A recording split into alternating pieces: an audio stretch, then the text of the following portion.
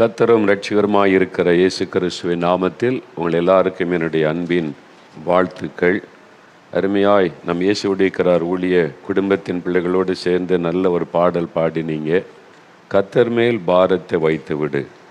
நிறைய பேருக்குள்ள பாரம், ஏதோ ஒரு பாரம் இருக்குது, மனதில் துக்கம், யாரிடத்தில் சொல்கிறது, யார் அதை புரிந்து கொள்ள மாட்டேங்கிறாங்க, அதை சொன்னால் தவறாக புரிந்து கொள்கிறாங்க.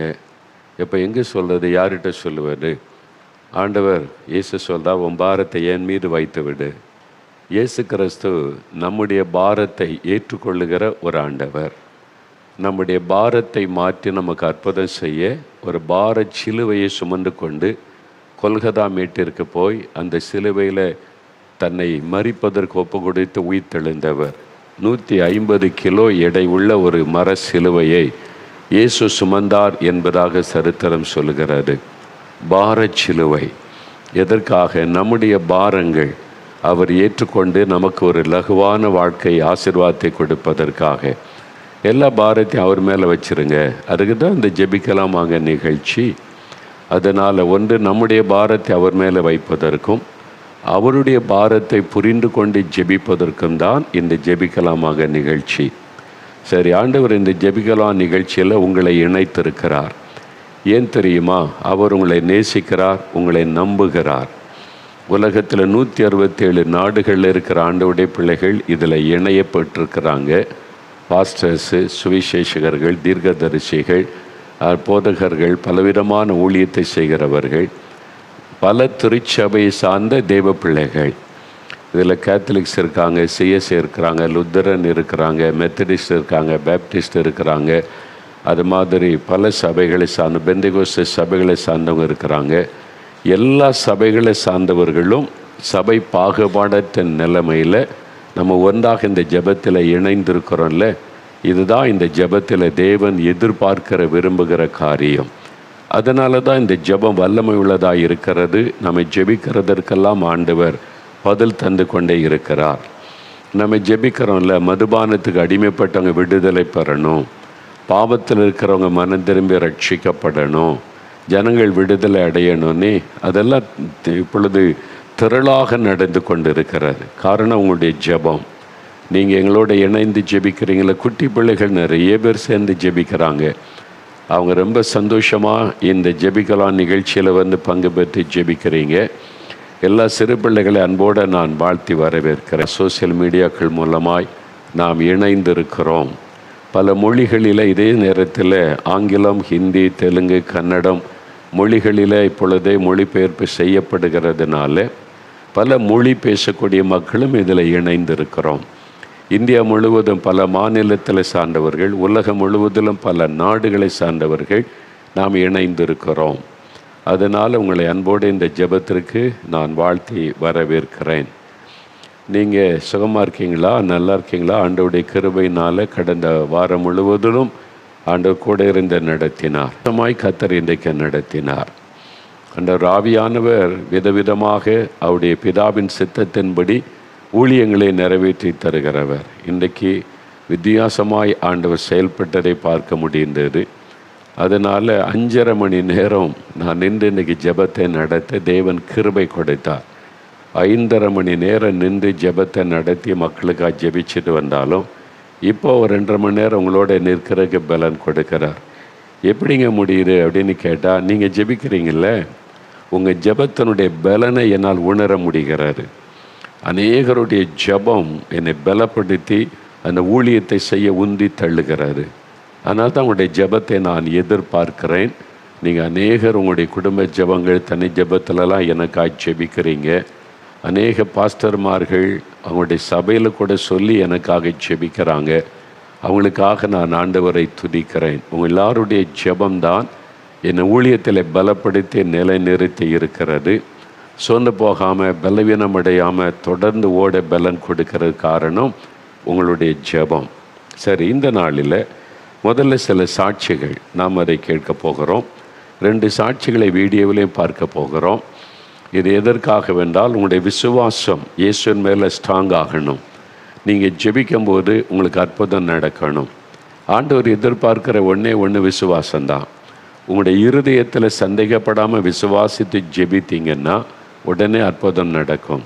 உங்களுக்கு சுகம் தேவை, யாரோ ஒருவருக்கு விடுதலை தேவை, நீ யாரோ ஒருவர் ஆஸ்பத்திரியில் உங்களுக்கு பிரியமானவங்களை வைத்து கொண்டு கண்ணீரோடு இருக்கிறீங்க, இந்த சுகம் வேணுமே, இந்த மரணக்கட்டு மாறணுமே, நீ உங்களுடைய ஜெபத்தை கேட்டு அற்புதம் செய்ய இயேசு ஆயத்தமாக இருக்கிறார். ஆனால் விசுவாசத்தோடு நீங்கள் ஜெபிக்கணும்.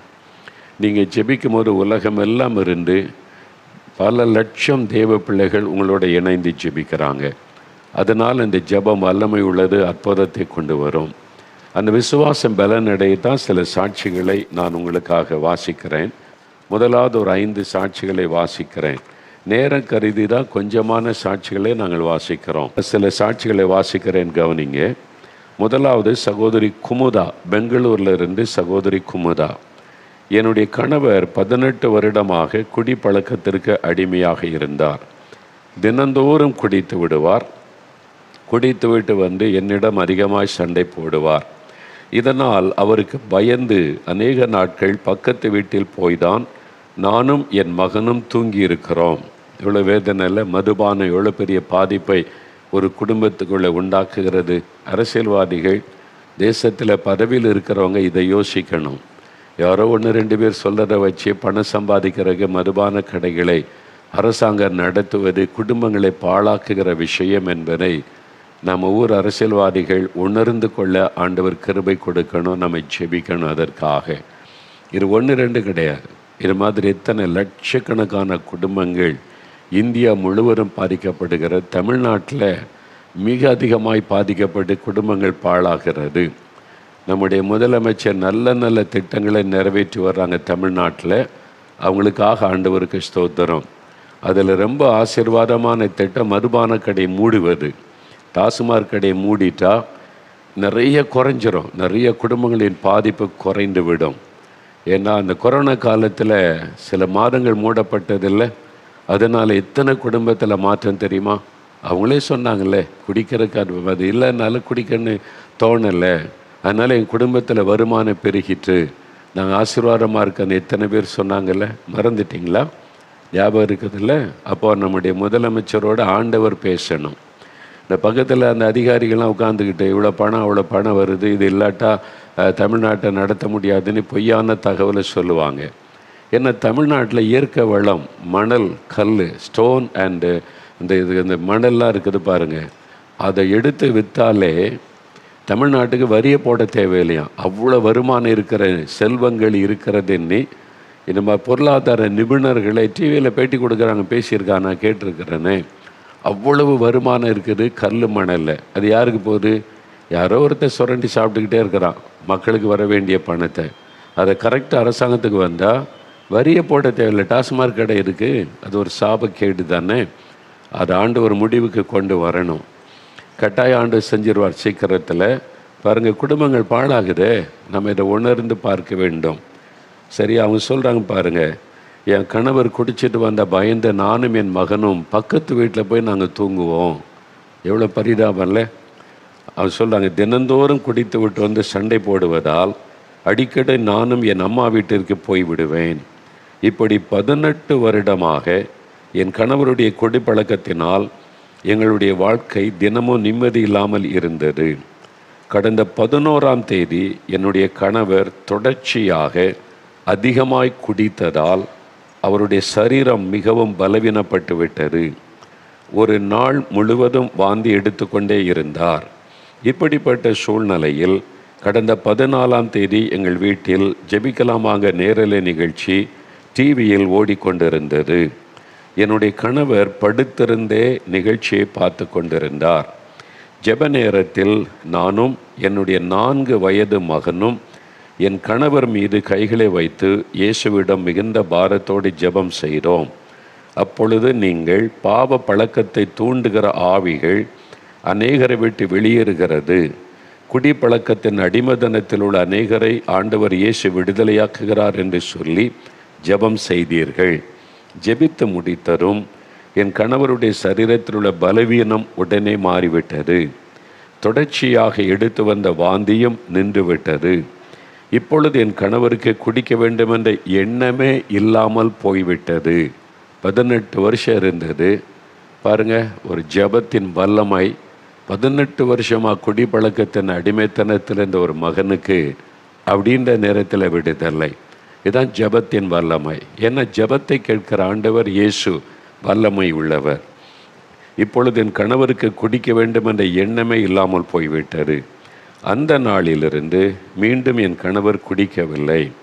இப்பொழுது தினமும் அதிகாலையில் எழுந்து ஜெபம் செய்கிறார், இரவிலும் ஜெபம் செய்கிறார். ஜெபிக்கலாமாக நிகழ்ச்சியை பார்க்க எங்களுக்கு முன்பாகவே வந்து அமர்ந்து விடுகிறார். இப்பொழுது நாங்கள் மிகுந்த சந்தோஷத்தோடு இருக்கிறோம். ஜெபத்தை கேட்டு 18 வருஷ குடிப்பழக்கத்திலிருந்து என் கணவருக்கு பரிபூர்ண விடுதலை தந்த இயேசுவுக்கு ஸ்தோத்திரம். இந்த அருமையான குடும்பத்தை இயேசுவின் நாமத்தில் நாங்கள் வாழ்த்துகிறோம். இனி உங்கள் குடும்பத்தில் சமாதான ஆசீர்வாதம் நிலைத்திருப்பதாக. இதே மாதிரி யாரோ ஒருவர் உங்கள் கணவர் நிமித்தம் பாரம் அடைஞ்சிருக்கிறீங்க. இன்றைக்கு நீங்கள் விசுவாசத்தோடு ஜெபிங்க. உங்கள் கணவருக்கும் இன்றைக்கு விடுதலை நாள். ஆண்டவர் அற்புதம் செய்வார். அடுத்து 2வது ஒரு சாட்சி பாருங்கள். சகோதரி மஞ்சுஷா மார்த்தாண்டத்திலிருந்து, கன்னியாகுமரி மாவட்ட மார்த்தாண்டத்திலிருந்து, நான் 6 வருடமாக தைராய்டு பிரச்சனையால் பாதிக்கப்பட்டிருந்தேன். என் சரீரம் எப்பொழுதும் பலவீனமாக இருக்கும். கை கால்கள் நடுங்கிக் கொண்டே இருக்கும். இதனால் எந்த வேலையும் ஒழுங்காக என்னால் செய்ய முடியாது. இதற்காக மருத்துவமனைக்கு சென்று மருந்து மாத்திரைகளை தொடர்ச்சியாக சாப்பிட்டு கொண்டு வந்தேன். மாத்திரை சாப்பிடவில்லை என்றால் அந்த பாதிப்பு அதிகமாகிவிடும். இப்படி 6 வருடமாக தைராய்டு பிரச்சனையினால் நான் மிகவும் கஷ்டப்பட்டு வந்தேன். இப்படிப்பட்ட சூழ்நிலையில் கடந்த 2023ஆம் வருடம் ஜூன் மாதம் 15ஆம் தேதி நாலுமாவடியில் உள்ள தேவனுடைய கூடாரத்தில் நடைபெற்ற அற்புத விடுதலை பிரார்த்தனை ஜெபத்தில் கலந்து கொண்டேன். ஜெப நேரத்தில் என் தைராய்டு பிரச்சனை மாற வேண்டும் என்று இயேசுவிடம் மிகுந்த பாரத்தோடு ஜெபம் செய்தேன். ஜெபித்துவிட்டு சென்ற சில வாரங்கள் கழித்து பரிசோதித்து பார்த்தபோது தைராய்டு லெவல் நார்மலாக இருக்கிறது. இப்பொழுது நான் நல்ல சுகத்தோடு இருக்கிறேன். இது மட்டுமல்ல, என் தாயாரின் மூளைக்கு செல்லும் நரம்பில் பாதிப்பு ஏற்பட்டதால் சில வருடங்களாக மிகவும் பலவீனப்பட்டு இருந்தார்கள். சரியாக சாப்பிட முடியாது, நடக்க முடியாது, பேச முடியாது. பாத்ரூம் செல்வதற்கும் மற்றவர்களின் உதவியோடு தான் செல்ல முடியும். இப்படிப்பட்ட சூழ்நிலையில் அவர்களுக்கு கடந்த 2023ஆம் வருடம் ஜூன் 15ஆம் தேதி நடைபெற்ற அற்புத விடுதலை பிரார்த்தனை ஜெபத்தில் கலந்து கொண்டார்கள். நானும் என் தாயாருக்காக மிகுந்த பாரத்தோடு ஜெபம் செய்தேன். ஜெபித்துவிட்டு வந்த நாளிலிருந்து அவருடைய சரீரத்தில் முன்னேற்றம் ஏற்பட ஆரம்பித்தது. இப்பொழுது என்னுடைய தாயார் நல்ல சுகத்தோடு இருக்கிறார்கள், நன்றாக சாப்பிடுகிறார்கள், நன்றாக நடக்கிறார்கள், வீட்டு வேலைகளை எல்லாம் செய்கிறார்கள். ஜெபத்தை கேட்டு என்னுடைய 6 வருட தைராய்டு பிரச்சனையும் என் தாயாருடைய சரீர பலவீனங்களை நீக்கி அற்புத சுகம் கொடுத்த இயேசுவுக்கு ஸ்தோத்திரம். ஒரே வீட்டில் 2 அற்புதம். 6 வருஷமாக இருந்த இந்த தைராய்டு பிரச்சனை ஆண்டவர் மாற்றிட்டார். இப்போ அதுக்கு ஒரு அறிகுறியே இல்லைன்னு டாக்டர் சொல்லிட்டாங்க. ஜெபத்திற்கு பிறகு வியாதி மறைந்து விட்டார். ஜெபத்திற்கு பிறகு பலவீனப்பட்ட அவருடைய தாயாருடைய நரம்புகள் எலும்புகளை ஆண்டவர் குணமாக்கி ஆண்டவர் நடக்க வச்சிட்டார். அற்புதமான சுகம் கொடுத்துட்டார். இன்றைக்கி உங்கள் வாழ்க்கையில் ஆண்டவர் செய்வார். விசுவாசத்தோடு ஜெபிங்க, அற்புதத்தை காண்பீங்க. 3வது சகோதரி பியூலா ராஜேஸ்வரி கிருஷ்ணகிரியிலிருந்து தன் அனுபவத்தை எழுதியிருக்கிறாங்க. சகோதரி பியூலா ராஜேஸ்வரி, என்னுடைய 12 வயது மகனுக்கு கடந்த 13ஆம் தேதி சளி அதிகமாக இருந்ததால் மருத்துவமனைக்கு அழைத்து சென்றேன். பரிசோதித்த மருத்துவர், உங்கள் மகனுடைய நுரையீரலில் இன்ஃபெக்ஷன் அதிகமாகிவிட்டது, நுரையீரலின் ஒரு பக்கம் முழுவதும் அதிகமாக பாதிக்கப்பட்டு விட்டது என்று சொல்லி மருத்துவமனையில் அனுமதித்து சிகிச்சை கொடுத்தார்கள். பின்பு உங்கள் மகனுடைய இருதய துடிப்பு மிகவும் குறைந்து விட்டது, உங்கள் மகனை காப்பாற்றுவது கஷ்டம், உடனே வேறு மருத்துவமனைக்கு அழைத்து செல்லுங்கள் என்று சொல்லிவிட்டார்கள். என்ன செய்வதென்று தெரியாத சூழ்நிலையில் புதிதாக சேர்ந்த மருத்துவமனையிலும் காப்பாற்றுவதற்கு வாய்ப்பு இல்லை என்று சொன்னார்கள். இந்த சூழ்நிலையில் நாலுமாவடியில் உள்ள 24 மணி நேர ஜெப மையத்திற்கு தொலைபேசி மூலம் தொடர்பு கொண்டு ஜெபிக்க கேட்டுக்கொண்டேன். ஒரு சகோதரர் மிகுந்த பாரத்தோடு ஜெபம் செய்தார். ஜெபித்த 3வது நாளே என்னுடைய மகனுக்கு நல்ல சுகம் கிடைத்தது. 6வது நாள் டிஸ்சார்ஜ் செய்யப்பட்டு வீட்டிற்கு வர ஆண்டவர் கிருபை செய்தார். இப்பொழுது மகன் நல்ல சுகத்தோடு இருக்கிறான். ஜெபத்தை கேட்டு என் மகனை மரண கண்ணியிலிருந்து காப்பாற்றி வாழ வைத்த இயேசுவுக்கு ஸ்தோத்திரம். 12 வயசு, இன்ஃபெக்ஷன், அவனுடைய நுரையீரல் இன்ஃபெக்ஷன், ஹார்ட் பாதிக்கப்பட்டு விட்டார். 2 ஆஸ்பத்திரியிலுமே கைவிட்ட நிலைமை. அப்போ ஜெபத்துக்கு ஒரு வல்லமை என்னன்னா, நம்ம ஜெபித்தவுடன் பதில் கொடுக்கிற ஒரு ஆண்டவர் இருக்கிறார். அவருக்கு காசு தேவையில்லை, பொருள் தேவையில்லை. அவருக்கு நீ நடந்து அங்கே செய்யணும், இது செய்யணும், எதுவும் தேவையில்லை. விசுவாசம் பாருங்கள், அவங்க ஜெபித்தாங்க. 24 மணி நேரம் ஜெப மையம் 4 மாவடியில் இயங்குகிறது. 4 மாவடியில், சென்னையில், பெங்களூரில் 24 மணி நேர ஜெப மையத்தை ஆண்டவர் ஏற்பாடு செய்து வைத்திருக்கிறார். அதுக்கு ஃபோன் பண்ணாங்க. ஃபோன் பண்ணி ஜெபிக்க கேட்டுக்கொண்ட உடனே அந்த சகோதரர் பாரத்தோடு ஜெபிச்சாங்க. ஜெபிச்ச உடனே மாற்றம். 2 பேர் பூமியில் ஒருமனப்பட்டு எதை கேட்டாலும் செய்வேன் அப்படின்னு இயேசு சொல்லியிருக்கிறார். உங்கள் கூட ஒருமனப்பட்டு ஜெபிக்க தான் இந்த ஜெப மையம். அதனால் 24 மணி நேரமும் எனி டைம் எந்த ஆபத்து நேரத்திலும் கூப்பிடலாம். அடுத்து சகோதரி மாணிக்கம்மாள், வாணியம்பாடியை சார்ந்த சகோதரி மாணிக்கம்மாள்.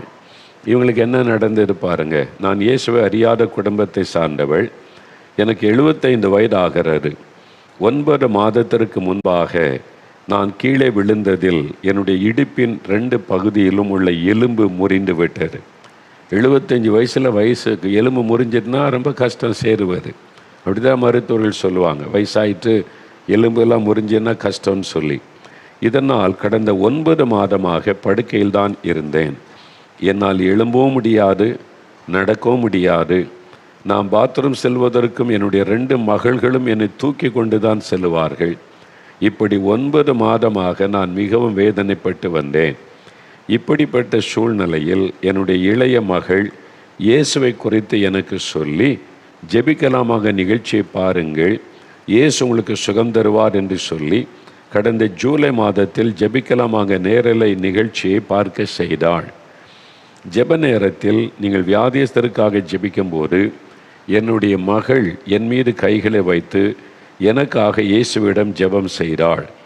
அவள் ஜெபித்து கொண்டிருக்கும் பொழுது என்னுடைய முதுகு பகுதியை யாரோ தொட்டதை போல் நான் உணர்ந்தேன்.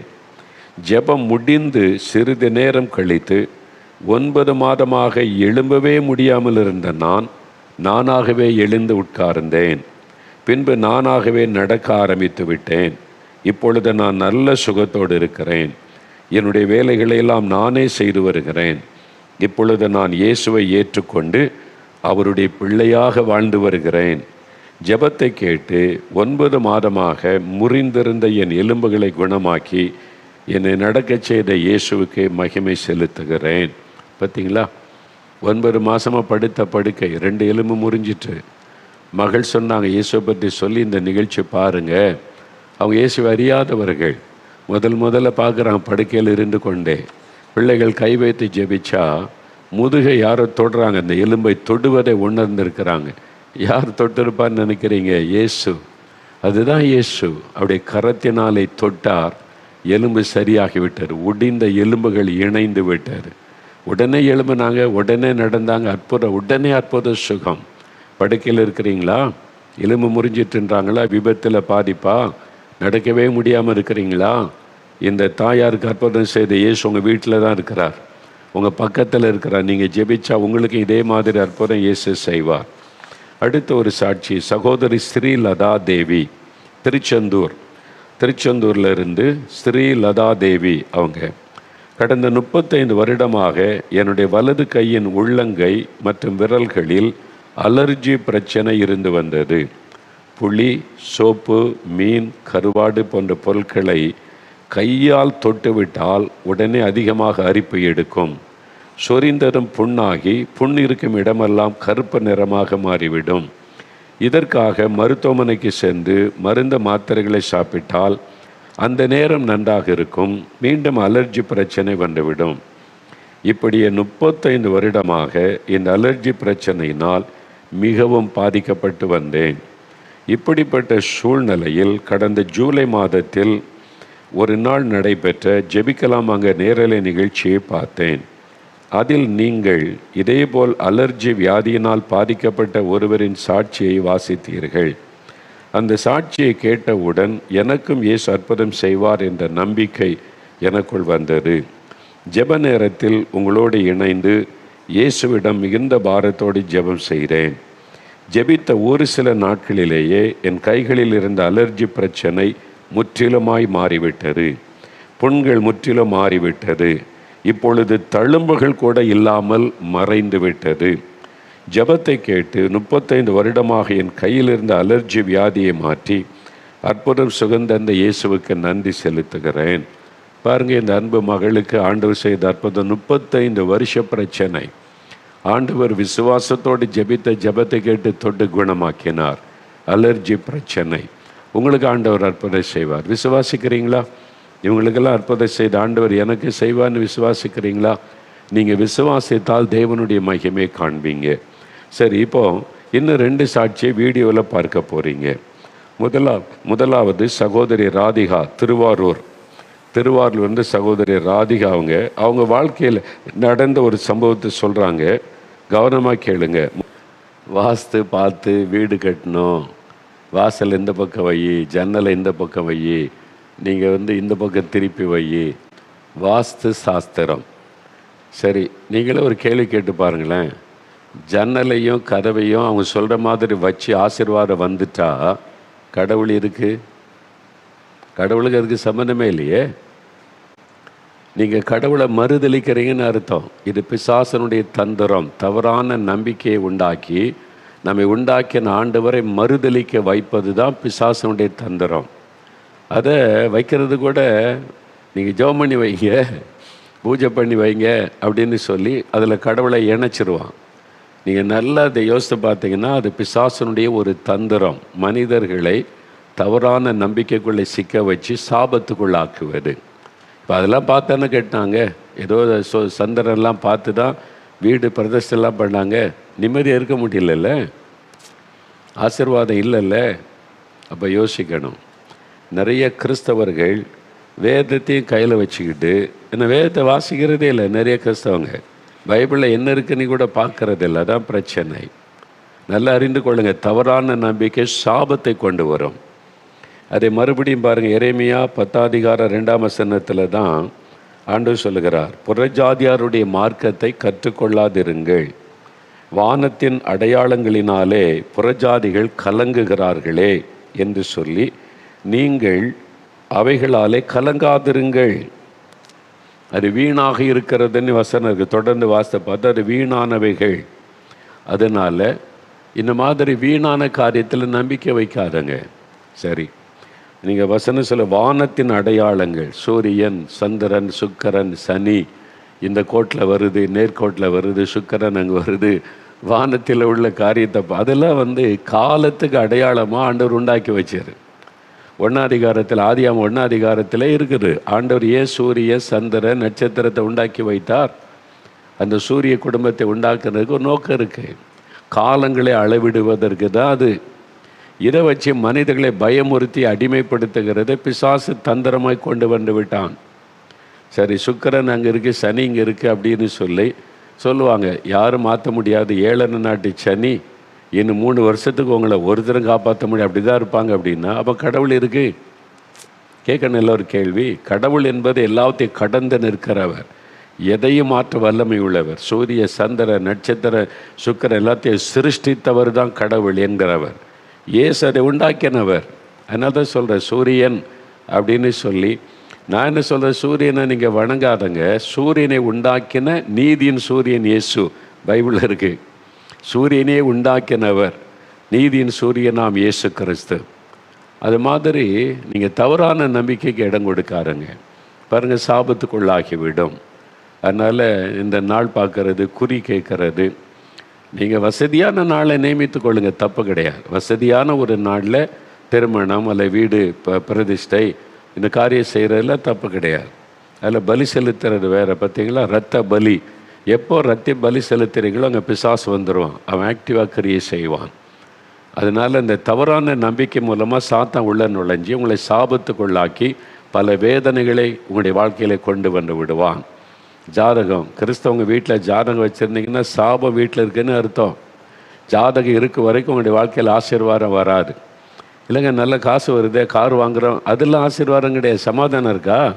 நிம்மதி இருக்கா? பரலோகத்துக்கு போகணும் நிச்சயம் இருக்குதா? பிறகு கார் வாங்கி என்ன பிரயோஜனம்? வீடு கட்டி என்ன பிரயோஜனம்? லஞ்சர் வாங்குறவன் தான் வீடு கட்டுறான். ஊழல் பண்ணுற அரசியல்வாதி கூட காருக்கு மேலே கார் வாங்குறான். பரலோகத்துக்கு போக முடியுமா? நிம்மதியாக இருக்க முடியுமா? அது ஆசீர்வாதம் கிடையாது. சமாதானம், ஒரு நிம்மதி, மகிழ்ச்சி. அவங்க சொன்னாங்க பாருங்கள், கடன் கடன் கடன், வீடை கட்டி கடன் ஆயிட்டு. கடனில் நீங்கள் சிக்கி வாழ்கிறத விட இருக்கிறத விற்று கடன் அடிச்சுட்டு நிம்மதியாக வாழுங்க. அதான் ஆண்டவர் சொல்லுவார். வீடு இல்லையா? அப்போ வீடு பரலோகத்தில் இருக்குல்ல. நீங்கள் ஆண்டவருடைய பிள்ளைகளாக மாறினா பரலோகத்தில் ஆண்டவர் உங்களுக்கு ஒரு வீட்டை கட்டுகிறார். பரலோகத்தில் வீடு நிரந்தரமான வீடு. உலகத்தில் கடன் வாங்கி எதுக்கு வீடு கட்டி சிக்கெல்லாம் மாட்டுறீங்க? கடன் பிரச்சனைக்குள்ளே இருக்கிறது ஆண்டவருடைய சித்தம் அல்ல. நீங்கள் சுலபமாக ஒருவேளை பெங்களூர்னே வாங்கி கட்டினா கூட சம்பளத்தில் ஈஸியாக கட்டிட்டு வந்தால் பரவாயில்ல. சம்பளம் எல்லாம் வட்டிக்கு போகுது, நிம்மதியே இல்லை, எப்பொழுதும் கடன் கடன் பிரச்சனையில் இருந்தால் அது சரி கிடையாது. அதுக்கு பதிலாக விற்று கடன் அடைச்சிட்டு வாடகை வீட்டில் இருந்தால் கூட நிம்மதியாக இருக்காங்க பாருங்கள், எவ்வளோ சந்தோஷமாக இருக்காங்க, குடும்பமாக ஜெபிக்கிறாங்க, வருகிற வரவுக்குள்ளே செலவு பண்ணுறாங்க, அதான் சந்தோஷம். அதனால் உலக மக்களை போல சிந்திக்காதங்க, ஆண்டவருடைய ஆலோசனை கேளுங்க, அதன்படி நடந்து கொள்ளுங்க. அப்போ உங்களுடைய வாழ்க்கையில் ஆண்டவர் அற்புதம் செய்வார். ஜாதகத்தில் தூக்கி எத்தனை பேர் ஜாதகத்தை எரிச்ச பிறகு சுகம் பெற்றிருக்கிறாங்க, விடுதலை பெற்றிருக்காங்க. எத்தனை சாட்சி இதே இடத்துல வாசித்திருக்கிறேன். அப்போ அது ஒரு சாபம் என்பதை உணர்ந்து கொள்ளுங்க. சரியா? மனிதனால் எழுதப்பட்டது மனிதர்களை தப்பான நம்பிக்கையில் சிக்க வைப்பதற்காக. அதான் நீங்கள் அறிந்து கொள்ள வேண்டும். சரி, அடுத்து இன்னொரு சாட்சியை பார்க்க போகிறீங்க. சகோதரி ரோதை, வரதாபுரம், திருவள்ளூர் மாவட்டத்தில் வரதாபுரம் என்கிற கிராமத்திலிருந்து ரோதை என்கிற ஒரு சகோதரி, ஒரு தாயார், ஒரு பெரிய அற்புதம் நடந்திருக்கு. இந்த சாட்சியை பாருங்களேன். நான் அந்த சாட்சியை பார்த்துட்டு ஆச்சரியப்பட்டு போனேன். எவ்வளோ பெரிய அற்புதம் தெரியுமா? இயற்கைக்கு மேற்பட்ட காரிய அற்புதம். இவங்க வாழ்க்கையில் நடந்த அற்புதத்தை அவங்களே சொல்கிறாங்க. என்னன்னு கேளு, யோசித்து பாருங்களேன். முதுகில் பெரிய ஒரு கட்டி, அது சுற்றி 8 கட்டிகள், சின்ன சின்ன கட்டிகள். டாக்டர் சொல்லிட்டாங்க ஆப்ரேஷன் பண்ண டேஞ்சர் அப்படின்னு சொல்லி. ஒரு வயதான தாய் தகப்பன் 2 பேரும் இந்த ஜெபிக்கலாம் நிகழ்ச்சியை பார்த்து விசுவாசத்தோடு ஜெபிக்கிறாங்க. நீங்களே கை வைத்து ஜெபம் பண்ணுங்க. நாங்கள் என்ன அவங்கள பார்த்ததும் இல்லை, அவங்கள நேரில் நான் கண்டதும் இல்லை. அப்போ எப்படிங்க இந்த அற்புதம்லாம் நடக்குது? இயேசு என்கிற அற்புதமான ஆண்டவர்.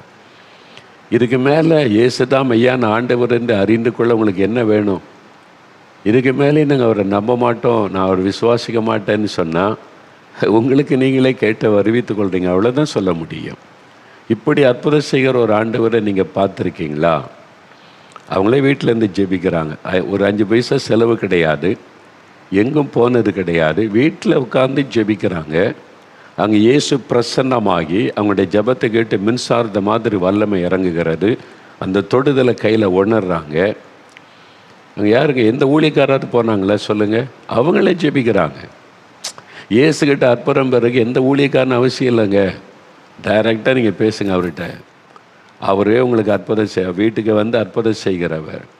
அவங்களே வீட்டில் ஜெபிக்கிறாங்க, கை வைத்து ஜெபிக்கிறாங்க. 8 கட்டி, சின்ன கட்டி, ஒரு பெரிய கட்டி காணவில்லை. இரவோட இரவாக மறைந்து விட்டது. நார்மல் ஆயிட்டாங்க.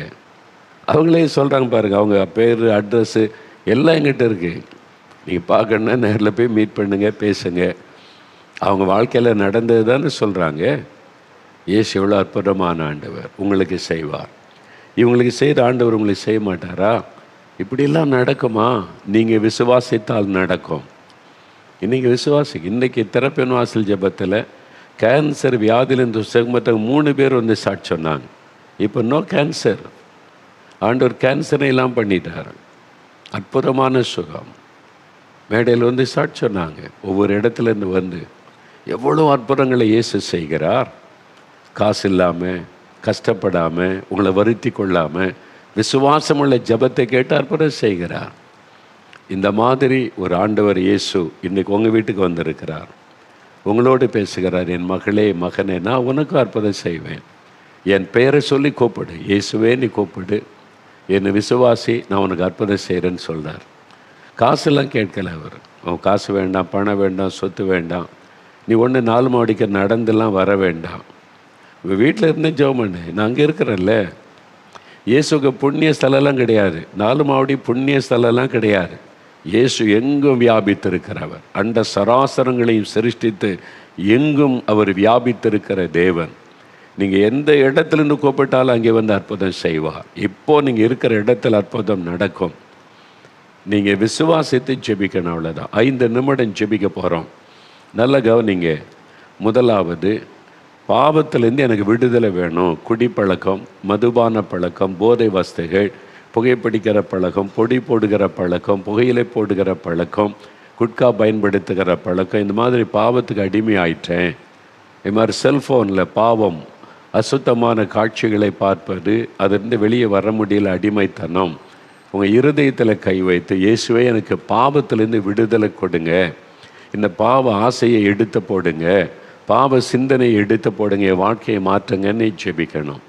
இயேசுன்ற பெயரை சொல்லணும். என் உள்ளத்தில் வாங்க, எனக்கு விடுதலை கொடுங்க.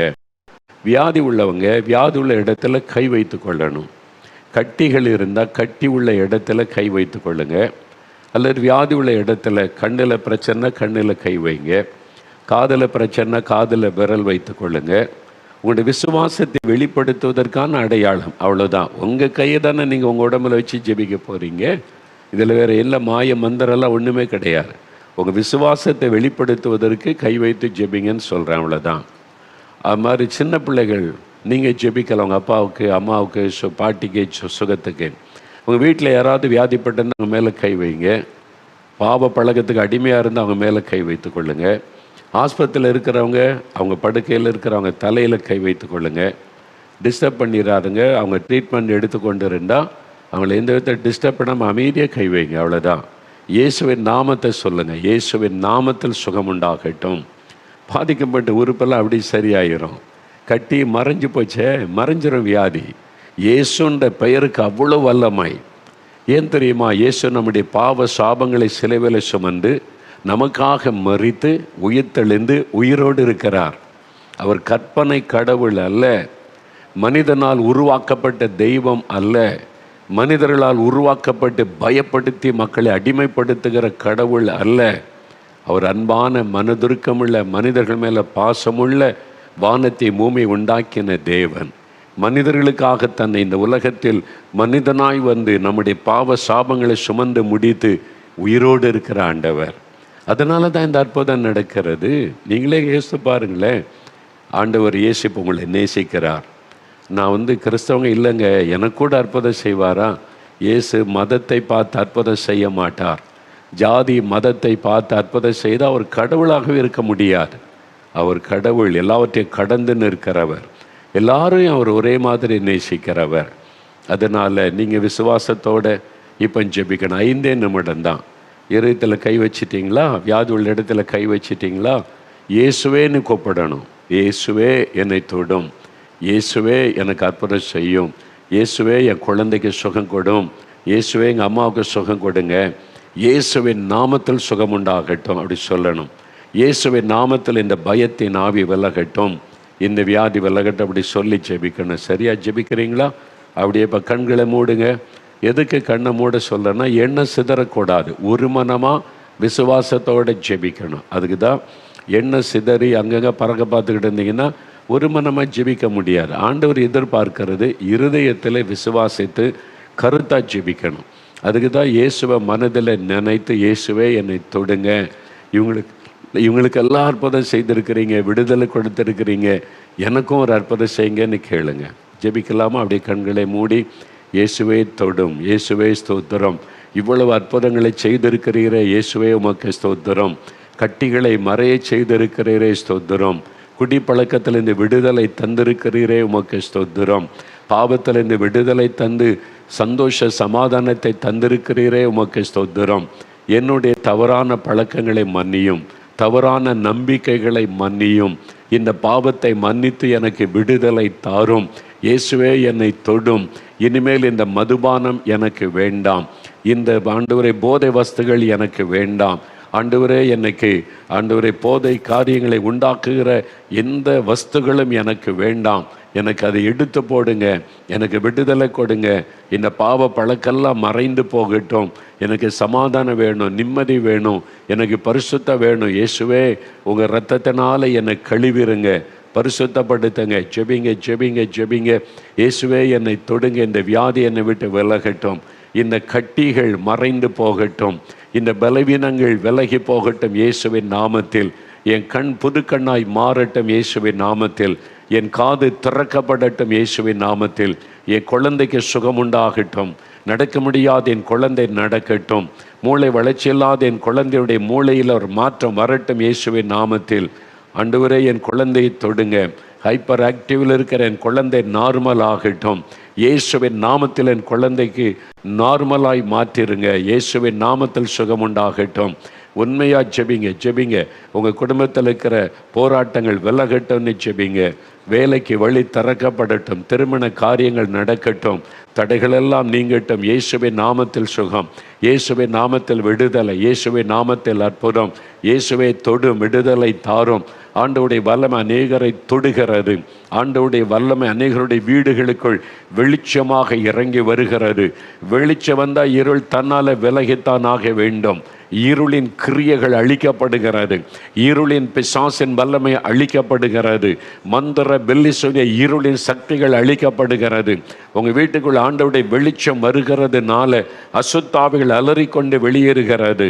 இயேசுவின் நாமத்தில் விடுதலை, இயேசுவின் நாமத்தில் விடுதலை, இயேசு கிறிஸ்துவின் நாமத்தில் இருளின் கிரியைகள் அழிக்கப்படுகிறது. விடுதலை பெற்றுக்கொள்றீங்க. இயேசுவே ஸ்தோத்திரம்னு சொல்லுங்க. இயேசுவே ஸ்தோத்திரம். சுகம் கொடுத்ததற்காய் ஸ்தோத்திரம், தொட்டதற்காய் ஸ்தோத்திரம், இருளின் கிரியைகள் அழிக்கப்பட்டதற்காய் ஸ்தோத்திரம். அப்படியே வலதுகரம் உயர்த்துங்க. இயேசுவே உமக்கு ஸ்தோத்திரம்னு சொல்லுங்க. ஆஸ்பத்திரியில் இருக்கிறவங்களுடைய குழந்தை ஆபத்தில் இருந்து விடுதலை அடைகிறது. பயப்படாதங்க. மரண கண்ணி மாறுகிறது. அந்த மரண போராட்டத்தை கொண்டு வந்த பொல்லாத ஆவி இயேசுவின் நாமத்தில் குழந்தை விட்டு விலகுகிறது. இனி குழந்தையினுடைய சகல உறுப்புகளும் செயல்பட ஆரம்பிக்கும். இந்த நிமிடத்தில் உங்களுடைய கண்ணீரின் ஜெபம் கேட்கப்பட்டது. சகோதரி, ஆண்டவருக்கு நன்றி சொல்லுங்க, நன்றி சொல்லுங்க. இயேசுவே உமக்கு நன்றி. மனைவி ஆபத்தான நிலைமையில வைத்து ஒரு கணவர் ஜெபிக்கிறீங்க, உங்களுடைய ஜெபம் கேட்கப்பட்டது. உங்களுடைய மனைவியினுடைய மரண படுக்கை மாறுகிறது. செயலற்று போன உறுப்புகள் அந்த லங்ஸில் அது செயல்பட ஆரம்பிக்கிறது. கிட்னியில் ஆண்டவருடைய சுகமளிக்கிற வல்லமை இறங்குகிறது. இயேசுவுக்கு ஸ்தோத்திரம்னு சொல்லுங்க. விடுதலை சுவாச உறுப்புகளை விடுதலை. இயேசுவுக்கு ஸ்தோத்திரம். ஆண்டவர் கொடுத்த விடுதலைக்காக நன்றி, சுகத்திற்காக நன்றி. மனதார உங்களை துதிக்கிறோம். இயேசு கிறிஸ்துவின் நாமத்தில் ஜெபிக்கிறோம் பிதாவே. ஆமேன், ஆமேன்.